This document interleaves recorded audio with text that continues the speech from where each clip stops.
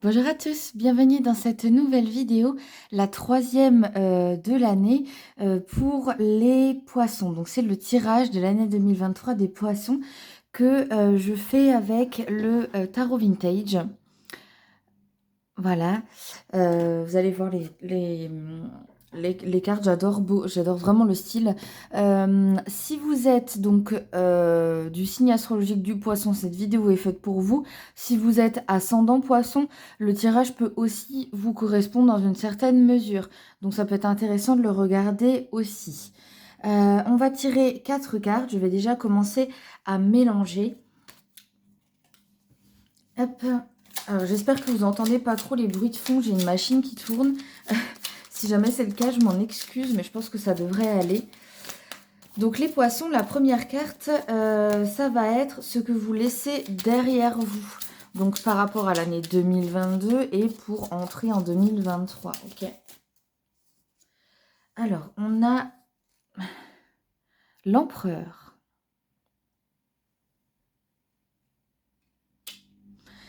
Alors, qu'est-ce que nous dit cet empereur? Alors, l'empereur, c'est tout ce qui va être côté, tout ce qui va être relié en fait au côté masculin, ok? Donc, une certaine autorité, un côté dominant, ok? Et tout ce qui va être aussi de l'ordre de l'action. C'est celui qui organise et qui planifie, qui a un rôle un petit peu de leader, d'accord?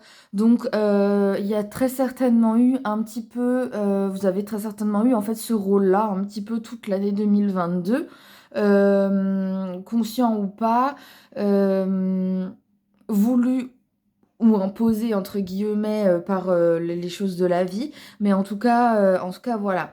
Sachez que c'était vraiment quelque chose de propre à l'année 2022 et qui s'arrête aujourd'hui. Ensuite, on va avoir la leçon à retenir de 2022. Hop là. Le cavalier de denier.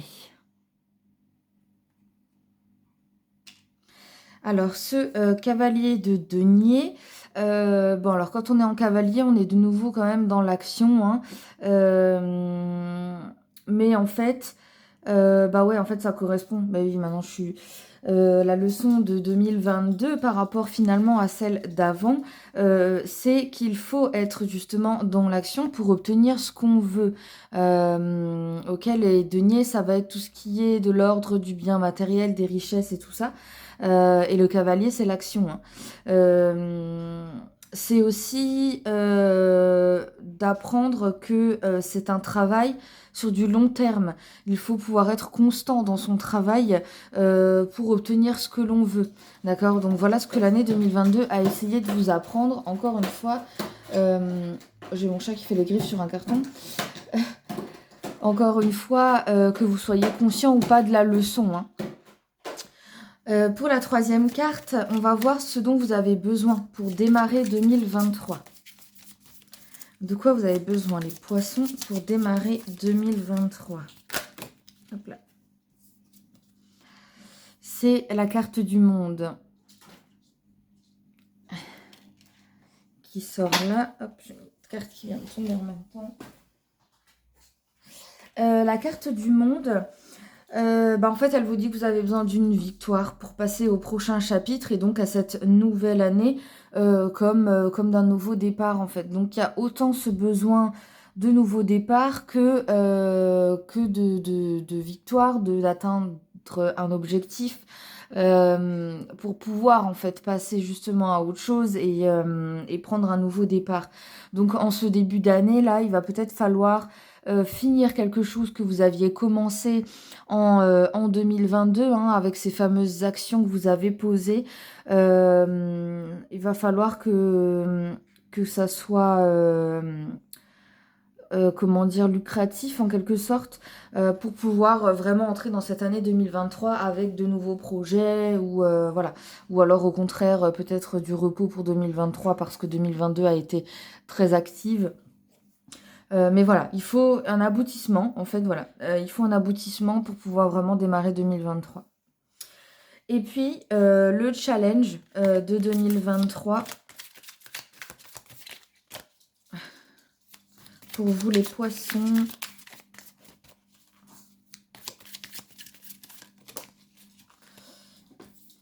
Et on a la justice. Ah, vous m'avez sorti trois cartes majeures. Les poissons, ça promet une année assez forte hein, quand même. La justice. Alors, la justice, elle peut vouloir dire beaucoup de choses. Pour moi, ça peut vouloir dire de devoir prendre la responsabilité de ses actes. Donc justement, en 2023, il va peut-être y avoir la conséquence des actions posées en 2022 ou alors simplement des actions que vous allez poser en 2023. Mais en tout cas, voilà, vous n'aurez pas le choix. Là, il va falloir prendre la responsabilité de ses actes. Donc du coup, la carte, elle vous conseille quoi? D'agir avec justesse, avec droiture, avec honnêteté ou intégrité, ok? On a toujours un choix à faire. Il y a une phrase que j'aime beaucoup, c'est il y a soit le choix de la facilité, en fait, soit, soit le juste choix, quelque part. C'est-à-dire que le choix de la sagesse est toujours celui qui est le plus compliqué. Le choix de la facilité, malheureusement, c'est aussi celui qui va vous mettre, en fait, certainement un mauvais karma. Donc faites attention à ça, ne choisissez pas la facilité, choisissez le choix juste. Ouais, ne laissez pas l'ego en fait hein, prendre le dessus. Pour vous donner un exemple, si vous êtes en dispute avec quelqu'un et que vous êtes un petit peu en mode vengeance, bah non, ça c'est l'ego qui parle. Le choix juste, c'est de pardonner en fait à la personne. Vous voyez ce que je veux dire? Parce qu'en fait, en vous vengeant, bah, vous allez poser justement un acte répressible et donc ben, il va de nouveau y avoir une répercussion sur vous-même. Vous voyez ce que je veux dire? Donc voilà pour cette justice et le challenge de 2023, les poissons. J'espère que la vidéo vous aura plu. Si c'est le cas, mettez un pouce bleu avant de nous quitter. Abonnez-vous à la chaîne, activez la cloche si ce n'est pas encore fait.